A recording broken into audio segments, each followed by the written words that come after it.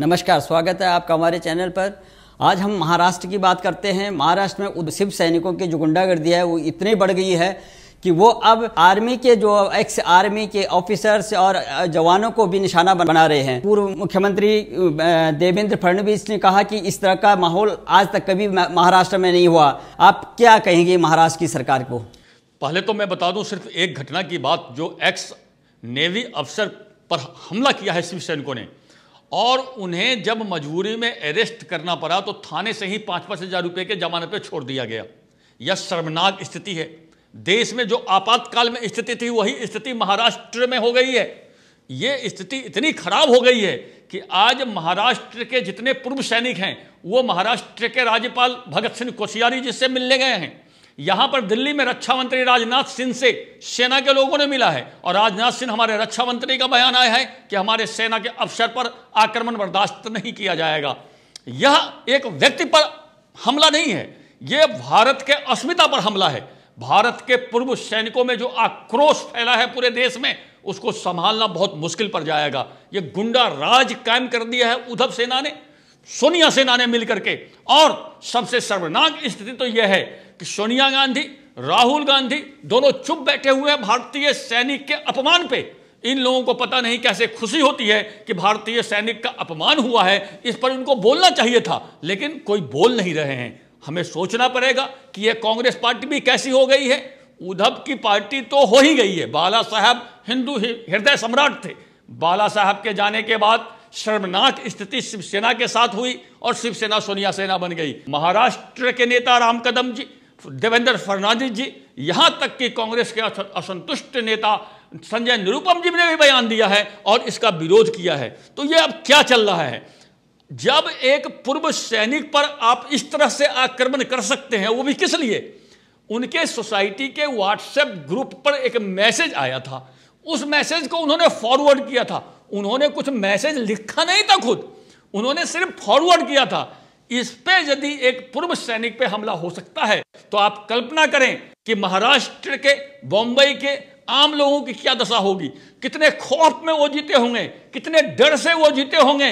यह शर्मनाक स्थिति अब महाराष्ट्र में हो गई है। अब बिहार के नेता चिराग पासवान जी ने मांग किया है कि महाराष्ट्र में राष्ट्रपति शासन लागू किया जाए। यहां तक कि विभिन्न देश के विभिन्न कोनों से यह मांग चल रही है, यह आंदोलन चल रहा है कि महाराष्ट्र में जो जंगल राज की स्थिति हो गई है, जो गुंडा राज्य की स्थिति हो गई है, आम आदमी के जान माल को हिफाजत करने के लिए वहां अविलंब राष्ट्रपति शासन लागू किया जाए और बंबई को केंद्र शासित प्रदेश बनाया जाए। नहीं तो वहां जो स्थिति विकराल हो गई है, आम आदमी का जीना दूभर हो गया है वहां पे। आप देखते होंगे कि ड्रग पेडलर से किस तरह से इन लोगों का संबंध था। अभी 6 ड्रग पेडलर पकड़े गए हैं जो इन लोगों को कमीशन देते थे। एक बात बताइए, जो ड्रग पेडलर का नाम खुल रहा है त्यों तो महाराष्ट्र सरकार में बौखलाहट बढ़ती जा रही है। इसका क्या कारण है? आपकी जब तक मिली भगत नहीं है तब तक आपकी बौखलाहट क्यों बढ़ती जा रही है? आपने रिपब्लिक भारत के 2 पत्रकारों को पकड़ के जेल में बंद कर लिया। आप कल्पना कीजिए, यही दिल्ली में यदि राजदीप सरदार को पकड़ के जेल में बंद कर दिया जाए, ये फर्जी पत्रकार, ये फर्जी सेकुलर, ये अवार्ड वापसी गैंग, ये जेएनयू के टुकड़े टुकड़े गैंग सड़क पर आतंक मचा देते। लेकिन आज ये कोई गैंग उस पत्रकार के पक्ष में नहीं बोल रहा है। मतलब फलाने पत्रकार को पकड़ा जाए तो हम हल्ला करेंगे, फलाने को पकड़ा जाए तो हम नहीं करेंगे। यह बंटवारा इन्होंने कर दिया है देश में। देश को बांटने की नीति ये फर्जी सेकुलर गैंग कर रहा है। इन लोगों का यही काम रहा है कि देश में आग लगाना, और उस आग लगाने में उद्धव सरकार सबसे ज्यादा भागीदारी बन रही है। और मुझे पुनः शर्म आ रही है कांग्रेस पे। कांग्रेस को खड़ा होना चाहिए था और पूर्व सैनिक पर जो हमला हुआ है उसका विरोध करना चाहिए था, लेकिन ये चुप्पी साधे हुए हैं। अर्थात इनकी मौन स्वीकृति है। उस सरकार में इनकी भी सहभागिता है, इनके मंत्री हैं, और फिर ये चुप बैठे हुए हैं। पूरे देश में यह संदेश जा रहा है कि कांग्रेस देश विरोधियों के साथ है, देश के साथ कांग्रेस नहीं है। और क्या कारण है कि हमारे एक कंगना रनावत का मकान तोड़ दिया जाता है, जबकि उसी के बगल में दूसरा मकान अवैध है, उसको छोड़ दिया जाता है।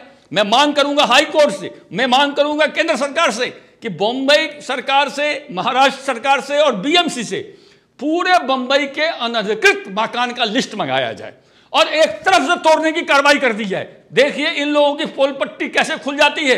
भाई पूरी लिस्ट दे दो बीएमसी कि मुंबई में कितने मकान को तोड़ना है और एक तरफ से एक एक मकान को तोड़ना शुरू किया जाए, इन लोगों की सारी पोल पट्टी खुल जाएगी। ये पीक एंड चूज वाला जो मामला है यह खुल जाएगा। और अब आज जैसे 6 ड्रग पैडलर पकड़े गए हैं और ये लोग बड़े बड़े फिल्मी सितारे के नाम बताने वाले हैं, मुझे शक है कि बंबई फिल्म उद्योग के बड़े बड़े फिल्मी सितारे कहीं भाग करके विदेश में शरण न ले ले। मैं भारत सरकार से मांग करूंगा कि सारे फिल्मी सितारे का पासपोर्ट जमा कर लिया जाए जिससे कि ये विदेश नहीं भाग सके। इन लोगों का काम रहा है विदेश में जाकर छुप जाते हैं जब भारत में कानूनी कार्रवाई होती है। और जिस तरह से ड्रग पैडलर पकड़े जा रहे हैं, मुझे पूरा शक है कि कुछ बड़े फिल्मी सितारे भाग करके विदेश में शरण लेंगे और भारत से जान बचाएंगे, भारत में न्याय का सामना नहीं करेंगे। मैं पुनः गृह मंत्रालय से मांग करता हूं कि जितने बड़े बड़े फिल्म स्टार हैं उन लोगों का पासपोर्ट रद्द कर दिया जाए जिससे ये विदेश ना भाग सके। आज रिपब्लिक भारत के जो पत्रकार जो वहाँ पे बंद है और उसमें ये रिपब्लिक भारत और अर्णव गोस्वामी बॉलीवुड में जो विसंगतियां उसको उजागर कर रहे हैं, तो वो मुखर रूप से जो ये चैनल जो है लगातार जो है इस चीज़ को बता रहा था बराबर। तो इसी कड़ी में जो है वहाँ पर जो है उनके पुलिस ने उनके जो पत्रकारों को बंद कर दिया और बंद करने के बाद जो है उनकी जमानत नहीं हो रही है और उस चैनल को बंद करने की बात कर रही है। ये शिवसेना के जो गुंडे हैं वो कह रहे हैं कि वो धमकी दे रहे हैं वहाँ के जो केबल ऑपरेटर को कि इस चैनल को मत चलाओ। पहले तो उस पत्रकार को, जो रिपब्लिक टीवी के पत्रकार को पकड़ा गया है, वो उद्धव ठाकरे के फार्म हाउस के सड़क पे गया था रिपोर्टिंग करने के लिए।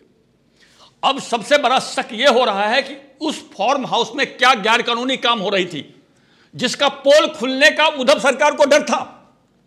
उस फार्म हाउस में ऐसा माना जाता है कि आए दिन पार्टियां होती रहती है जिसमें फिल्मी सितारे इकट्ठा होते रहते हैं। तो क्या गैर कानूनी काम हो रहा था उस फार्म हाउस में जो एक पत्रकार के जाने से डर गया या पोल खुलने का डर था? इसे अब हमें साबित करना है कि उस फार्म हाउस में क्या गैर कानूनी काम आप कर रहे थे जिसका पोल खुलने के डर से पूरी महाराष्ट्र सरकार, पूरी उद्धव सरकार डर गई।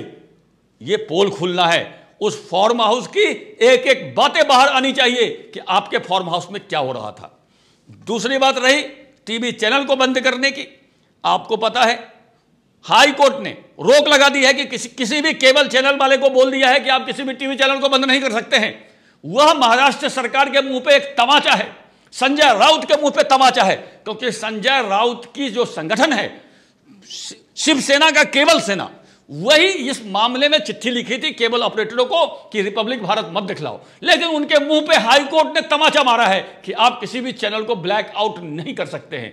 मतलब देख लीजिए, ये 77 का आपातकाल में अखबार और टीवी को बंद किया गया था और उद्धव सरकार के कार्यकाल में महाराष्ट्र में इसी तरह की क्रियाकलाप की जा रही है, क्योंकि सोनिया सेना भी उसमें भागीदार है। तो यह गुण तो उसमें जाएगा ना, यह गुण उसमें जाएगा। और वो सोनिया गांधी जो एक ईसाई पादरी के मरने पर भारत से लेकर के इटली तक, इटली से लेकर के पेरिस तक जमीन आसमान एक कर दी थी। आज हमारे सैनिकों पर हमला हुआ है, हमारे भूतपूर्व सैनिकों पर हमला हुआ है, लेकिन ये सोनिया सेना आज क्यों नहीं बोल रही है? क्या वो ईसाई होता तभी ये बोलती? एक ईसाई पादरी के मरने पर जब आप पूरे दुनिया में भारत को बदनाम कर सकते हैं, तो हमारे सैनिक पर हमला हुआ है, आपको आज क्यों नहीं बोलते हैं? आपके मुंह में क्यों दही जम गई है? हमारे सेना पर हमला, भारत पर हमला है, हम इसे बर्दाश्त नहीं करेंगे। सोनिया गांधी जी, आपको बोलना चाहिए कि ये क्या है। और ये उद्धव ठाकरे और संजय राउत बोलते हैं कि कंगना रनौत ने मुंबई को पाकिस्तान से तुलना कर दी। अरे बेशर्मो, राहुल गांधी ने पूरे भारत को सीरिया से तुलना कर दी थी, तब कहां थे? क्या राहुल गांधी का मकान तोड़ देना चाहिए था? पूरी भारत को सीरिया से तुलना करी थी। कांग्रेस के मणिशंकर अय्यर ने पाकिस्तान में जाकर के बोला था कि मोदी सरकार हटाने के लिए पाकिस्तानियों से हमें सहयोग चाहिए, तब मणिशंकर अय्यर का घर कहां तोड़ा गया था? तो यह दोगली नीति इन लोगों की चलती है, पक्षपातपूर्ण रवैया चलता है। तो जितना मुझे शर्म आता है सोनिया सेना पर, उतना ही मुझे शर्म आता है ये फर्जी सेकुलर पत्रकारों पर, उतना ही शर्म आता है ये टुकड़े टुकड़े गैंगों पर, जो देशभक्त की बात जब आती है तो चुप बैठ जाते हैं, देश को तोड़ने की बात आती है तो बुलबुला के निकल जाते हैं। यह शर्मनाक स्थिति देश में अब नहीं चलने वाली है। अब देश की जनता देख रही है और इन लोगों को एक एक चीज का जवाब मिलेगा। देखिए, अयोध्या के पूरे संत समाज ने एक स्वर में मिलकर के यह फैसला लिया है कि उद्धव ठाकरे का हिंदू संतों द्वारा अयोध्या में स्वागत नहीं किया जाएगा। उस जांच को सीबीआई को देना चाहिए था, जिससे कि सही जांच हो सके। उद्धव सरकार ने उस जांच को दबा दिया है। हमारे हिंदू संतों के हत्या के जांच को उद्धव सरकार ने दबा दिया है, जिससे हमारे संत समाज में पूरे देश में आक्रोश फैला हुआ है। और जो हिंदुत्व के पुरोधा थे बाल ठाकरे, उनके पुत्र द्वारा यह कृत्य करना कितनी शर्मिंदगी भरा हो सकता है, इसका आप अंदाजा लगा सकते हैं। देश में कोई कल्पना नहीं कर सकता था कि बाला साहब ठाकरे के पुत्र हिंदू विरोधी काम करेंगे।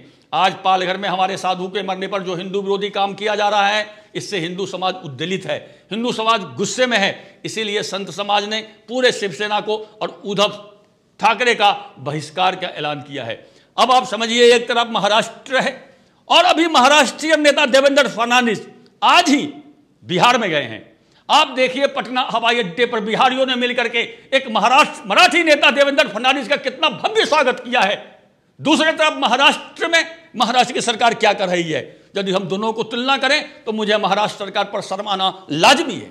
प्रीति जिंटा ने भी इस बात का जो विरोध किया है, जो यहाँ पे जो माहौल चल रहा है, तो आप क्या कहेंगे? अब जो फिल्मी हस्तियां भी धीरे धीरे जो है इस तरफ जो है डाइवर्ट हो रही हैं वहाँ के माहौल को देख करके, प्रीति जिंटा के बारे में। बिल्कुल, फिल्म उद्योग में इन लोगों ने एक गैंग बना करके खौफ बना के रखा हुआ है। जो कोई बोलोगे तो फिल्म में काम नहीं करने देंगे। खौफ के डर से सब चुप हैं। अमिताभ बच्चन जैसा बड़ा स्टार कुछ बोल नहीं पा रहा है, बोलने की हिम्मत नहीं हो रही है। इतना खौफ बना के ये लोग रखा हुआ है। जिस दिन ये खौफ टूटेगी, 90% कलाकार इन लोगों के विरोध में उठ खड़ा होगा। चंद मुट्ठी भर करण जौहर गैंग, भट्ट कैंप और खान गैंग को छोड़ दीजिए तो पूरा फिल्म उद्योग इन लोगों के विरोध में विद्रोह कर देगा। लेकिन ये लोग अभी खौफ में जी रहे हैं। इन लोगों को पता है कि इनकी पाकिस्तान से मिली भगत है, दाऊद से मिली भगत है। हम लोग इनके विरुद्ध बोलेंगे तो ये हमारी हत्या भी करा सकते हैं, हमें फिल्म में काम नहीं करने दे सकते हैं। ये खौफ के कारण ये लोग चुप बैठे हैं। धीरे धीरे खौफ टूट रही है। कंगना रनावत शेरनी ने इसमें चिनगारी का काम किया है और इन्होंने विद्रोह की ज्वाला भड़काई है। यह जो विद्रोह की ज्वाला भड़केगी, फिल्म उद्योग के अधिकांश कलाकार स्वतंत्रता महसूस करेंगे और जो ही स्वतंत्र महसूस करेंगे तो ही उनकी आवाज मुखर होगी। और प्रीति जिंटा के माध्यम से यह आवाज मुखर होनी शुरू हो गई है। यह आगे बढ़ती ही जाएगी। धीरे धीरे और कलाकार अपना आवाज मुखर करेंगे और फिल्म उद्योग में देश के पक्ष में बोलने वाला का बोलबाला होगा, जो कि अभी देशद्रोहियों का बोलबाला है।